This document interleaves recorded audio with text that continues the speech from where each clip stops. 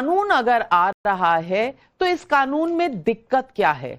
क्योंकि आपकी पार्टी वो पार्टी थी जो जन लोकपाल चाहती थी। ये तो लोकपाल के भी ऊपर पदवी है, कह सकते हैं लोकपाल का बाप बिल है। ये राजनीति में दागियों को हटाने का बिल है।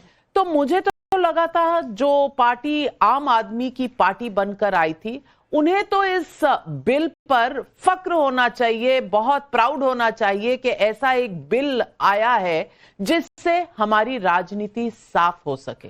प्रियंका कक्कड़ जी, आप भी इसके विरोध में? नविका जी, ये बिल अगर आप ध्यान से बारीकी से पढ़ेंगी तो आपको पता चलेगा कि कैसे विपक्षी पार्टियों को ब्लैकमेल करने का बिल है।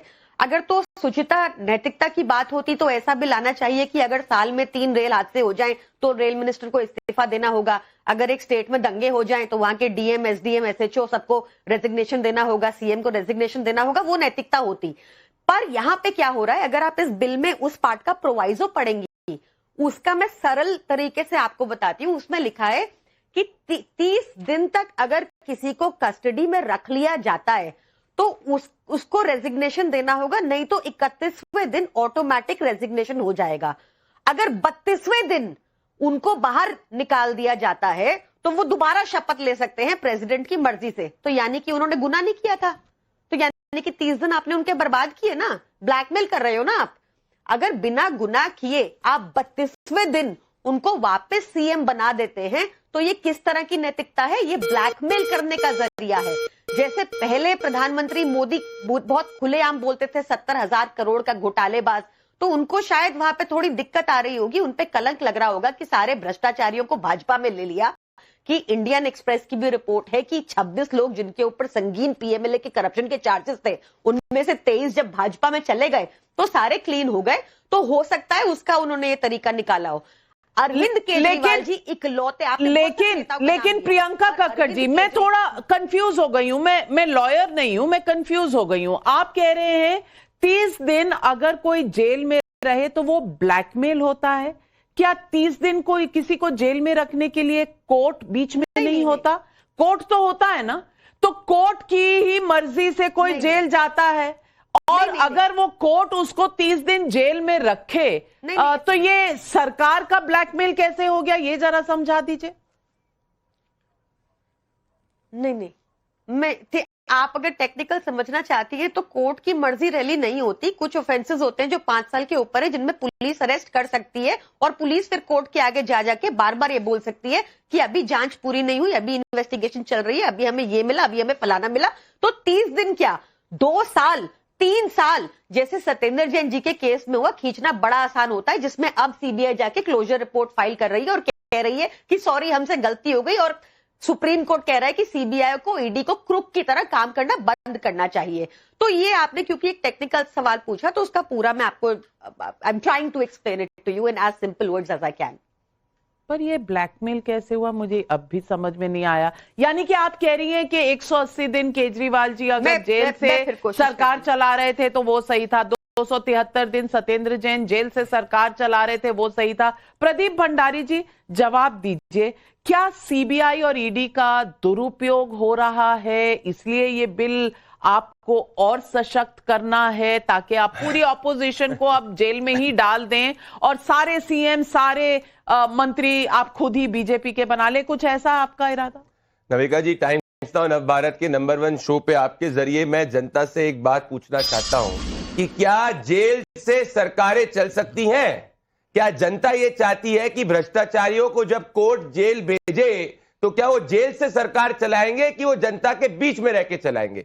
ऐतिहासिक रूप से नैतिकता का आधार संविधान की ये जो कॉपी लेके घूमते पर पढ़ते नहीं है, वो ये रहा करता था कि जब किसी के ऊपर भी कोई आरोप लगे तो वो उस वक्त इस्तीफा दे देता था। उसके बाद अगर वो आरोप डिस्प्रूव हो जाते थे तो वापस अपने पद पे ले लेता था। पर अरविंद केजरीवाल महाभ्रष्टाचारी Guinness book of world record के अंदर ऐसे पहुंच गए कि उन्होंने सरकार जो भ्रष्टाचार करते हुए जेल्स में रहते हुए उन्होंने पद से इस्तीफा नहीं दिया। इस पे कोर्ट ने क्या कहा था? कोर्ट ने यह कहा कि इस वक्त कोई हमारे पास कानून कानून नहीं है कि हम इलेक्टेड लीडर को यह कह सके कि उनको स्टेप डाउन करना चाहिए जब उन पे भ्रष्टाचार के आरोप हो। अब वो कानून आ चुका है। लिली थॉमस केस के अंदर 2013 में जब एमपी और एमएलए को डिस्क्वालीफाई करने पे सुप्रीम कोर्ट ने कहा था कि भाई कॉन्स्टिट्यूशन की मोरालिटी होती है कि you have to be honest beyond reasonable doubt. उस वक्त कांग्रेस पार्टी एक विधेयक लेके आई थी, जिस समय अरविंद केजरीवाल कह रहे थे कि कांग्रेस भ्रष्टाचारी और चोर है। ये तो अरविंद केजरीवाल नवेका जी किसी के ऊपर आरोप लगाने पे इस्तीफा मांगते थे। आज इनको इस बात से चिढ़ है कि जब कोर्ट किसी को 30 दिन तक लगातार जेल भेजे तो इनको दिक्कत हो रही है। और क्या ये मान रहे हैं कि हमेशा यही विपक्ष के अंदर रहने वाले हैं? और अगर हमारी नीयत खराब होती तो हम प्रधानमंत्री और मुख्यमंत्री को क्यों इसमें इंक्लूड करते? अगर हमारी नीयत खराब होती तो हम जाके ये क्यों कहते कि 31वें दिन जाके अगर वो वापस से बाहर आ जाता है तो जाके सरकार में पहुंच सकता है। और ये हेमंत सोरेन ने भी किया, लालू प्रसाद यादव ने भी किया, ममता बनर्जी ने भी अपनी मंत्री से इस्तीफा मांगा। सोचिए इनकी विडंबना केजरीवाल जी की, खुद इस्तीफा नहीं देते पर मनीष सिसोदिया से इस्तीफा मांगा, खुद इस्तीफा नहीं दिया और अपने मंत्री से इस्तीफा मांगा। तो बड़ी बात मैं क्या जेल से सरकार चलेगी? प्रियंका कक्कड़ जी, आप कुछ कहना चाह रही हैं, आप जरूर कहिए, लेकिन मेरा एक और सवाल है। आपका जो मूवमेंट था, जो पार्टी बनने से पहले का मूवमेंट था, वो तो इंडिया अगेंस्ट करप्शन था ना? मैं जहां तक समझ पा रही हूं ये करप्शन के खिलाफ स्टेप है, तो आपका सपोर्ट क्यों नहीं है, मेरी समझ में नहीं आ रहा। और दूसरी बात मैं आपसे ये भी पूछना चाहती हूं कि आप तो पहले ही कहते थे कि जिसके खिलाफ कोई चार्ज लगे ना सवाल पूछो ना जवाब लो, इंतजार मत करो, उन्हें इस्तीफा दे देना चाहिए, निकाल के बाहर कर देना चाहिए।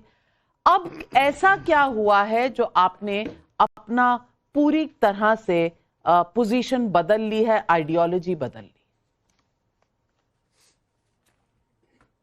ना पोजीशन बदली है नविका जी, ना आइडियोलॉजी बदली है, समा बदल गया है। आज सत्ता में एक ऐसी पार्टी है जो वोट चोरी करती है, फ्रॉड और गुंडे लोगों की पार्टी है, वैसे ही काम करती है। इन्होंने क्योंकि लिली थॉमस का उदाहरण दिया, एक सेकेंड, लिली थॉमस का जो इन्होंने गलत आपको एग्जाम्पल कोट किया, क्योंकि इनके नोट्स में भाजपा के दफ्तर से आया होगा, उस केस में साफ साफ लिखा है कि अगर 2 साल के ऊपर कन्विक्शन होती है तब इस्तीफा होना चाहिए। ये लोग मैक्सिम क्या था प्रिंसिपल ऑफ लॉ, बिना किसी मैक्सिम क्या था उस वक्त? दोषी करार ना प्रियंका जी, मैक्सिम क्या था कॉन्स्टिट्यूशनल मोरालिटी का? A person in public life should be honest beyond reasonable doubt. हाँ ना, और कॉन्स्टिट्यूशनल मोरालिटी क्या थी? आप बहुत दिनों बाद आई है, आपके फैक्ट्स जो अपडेटेड नहीं है। Argument, don't raise your voice. नहीं कोई नहीं कर रहा, आप पानी पीजिए, आपका गला ठीक नहीं है। Don't raise your voice. चलिए बोलने दीजिए। आप कितना चिल्लाने से इनको रोकिए। आपको खांसी हो गई है? अच्छा बोलने दीजिए ना, let's not get personal. Priyanka ji आप बोलिए। फिक्र कर रहा हूं। If they won't get personal, how will they be BJP? They only do personal। अगर फिक्र कर लो किसी के गले की नविका जी, तो ये क्या बताइए, अच्छाई का भी जमाना नहीं रहा है। आम आदमी पार्टी को सिर्फ भ्रष्टाचारी दिखते, अच्छे लोग नहीं दिखते। आप रहने दीजिए, चलिए बोलिए आप रहने दीजिए। आपको दिख रहे हैं अच्छे लोग, 70,000 करोड़ के घोटालेबाज अच्छे लोग दिख रहे हैं। आप तो अरे आपको पंजाब और हरियाणा हाईकोर्ट ने लताड़ लगाई प्रियंका जी, एक बेचारे दिव्यांग को आपने शराब तस्कर कह दिया था। आप मत बोले प्लीज। आपको शर्म नहीं आती? नहीं, हमें नहीं आती, आपको आनी चाहिए। जब आपने कांग्रेस के नेता बाजवा को जेल के अंदर रखा और हाईकोर्ट ने आप पे लताड़ लगाई, आपकी वजह से आज सारी संस्थाओं, आप झूठ बोलना बंद करें। आज ईडी सारी संस्थाओं को आपकी वजह से गाली पड़ रही है। सुप्रीम कोर्ट ईडी को क्रुक बुलाता है। तो फिर आपको तो सुप्रीम कोर्ट पे भरोसा होना चाहिए। अरे आप अगर कह रही हैं ऐसी बातें, तो आपको तो सुप्रीम कोर्ट पे प्रियंका जी भरोसा होना चाहिए। डिबेट ओपन अप करती हूँ। ये मैं अजय वर्मा जी से पूछना चाहती हूँ। अब अजय वर्मा जी,